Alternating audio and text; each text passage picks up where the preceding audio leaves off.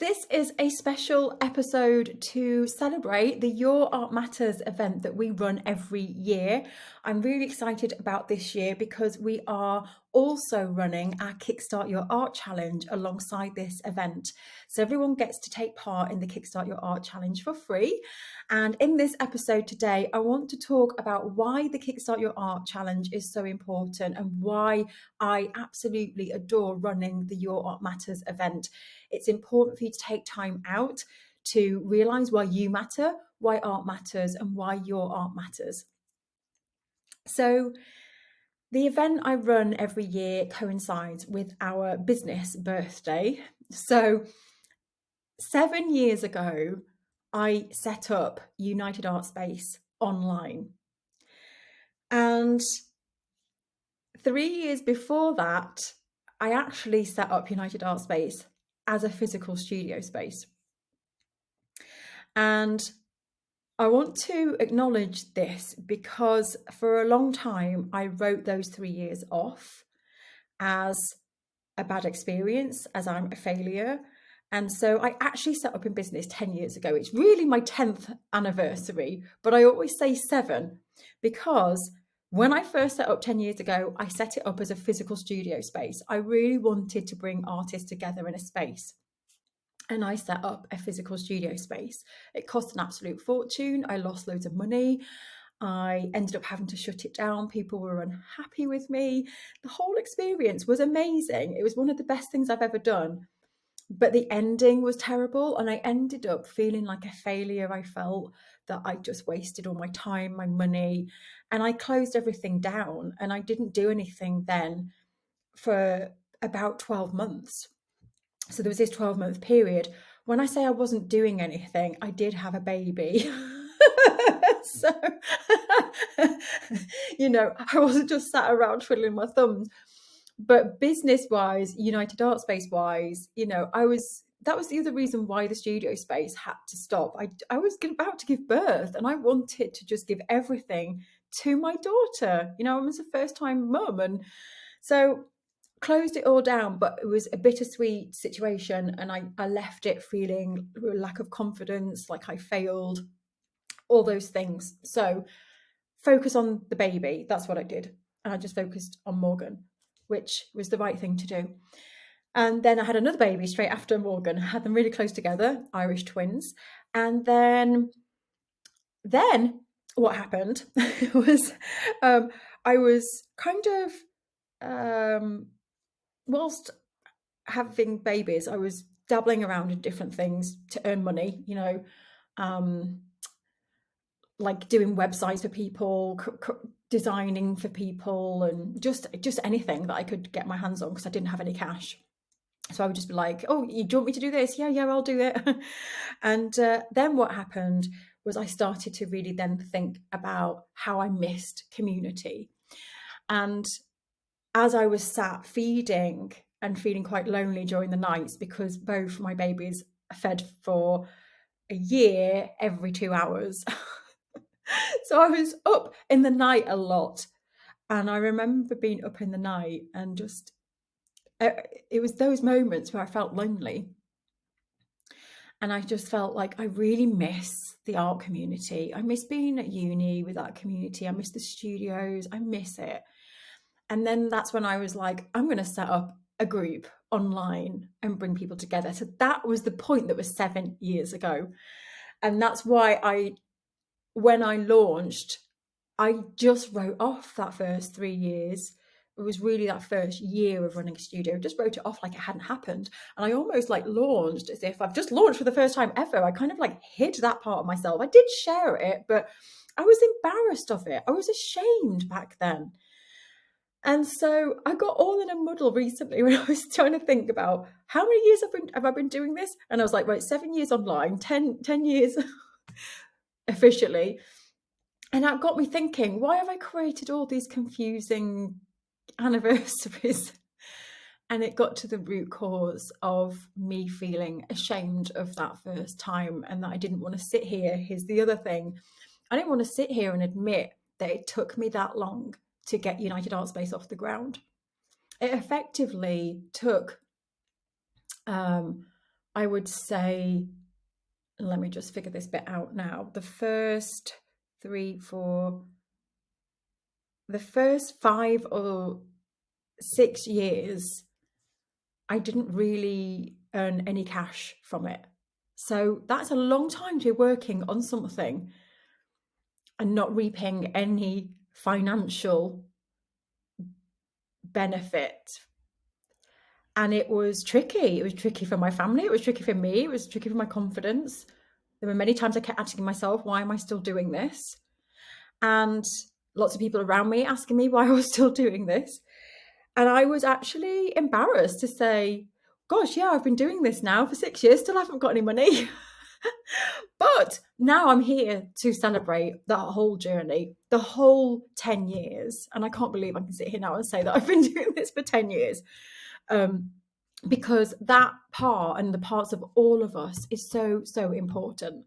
The times that I've set things up and they haven't worked, the times that I've put myself in places and they haven't worked, the times that they have worked, all of it amounts to where we are today.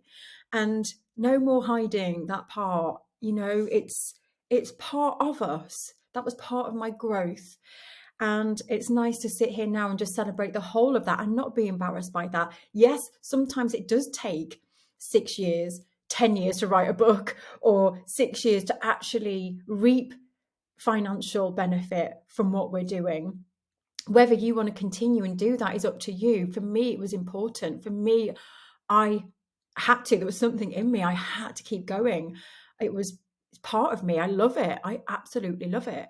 And for me, it wasn't always about the financial rewards. And I can see that even more now, that it was about me becoming. I was really learning about myself and who to become. And one thing I wanted to say as well is art is what brought me here. And this is what I want to talk about more, is that making art in the first place can take you on the most magnificent journey. Never create that art piece and think, oh, I'm so rubbish, there's no way I could be an artist, or there's no way I could ever sell. Because there are so many ways of being a creative person.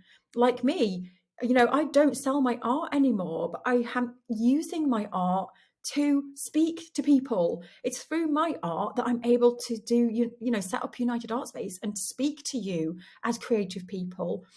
And I might sell my art again. I'm about to carve some stone recently. You might see it for sale soon. I don't know. But this is what I'm trying to say, is that never guess the output and think, oh, like that's the only route. I don't think I'll be able to do this, so there's just no point. It's like, you can do this, and there's so many opportunities, and just let art guide you. Let art be the vehicle to just take you on a journey to meet people and talk and see where you could take it. And Kickstart Your Art, which is starting today. If you're listening to this on a replay, you'll just want to check the dates below because it might not be happening. But right now, if you're watching this live as we're doing Your Art Matters, Kickstart Your Art begins. This is such a great challenge for when you feel lost. You'll have had these moments, I'm sure, where you're all enthused and you're making art and it's coming out of you and you're in flow. And then all of a sudden you get bored of what you're doing and you're like, oh, don't know what to do now.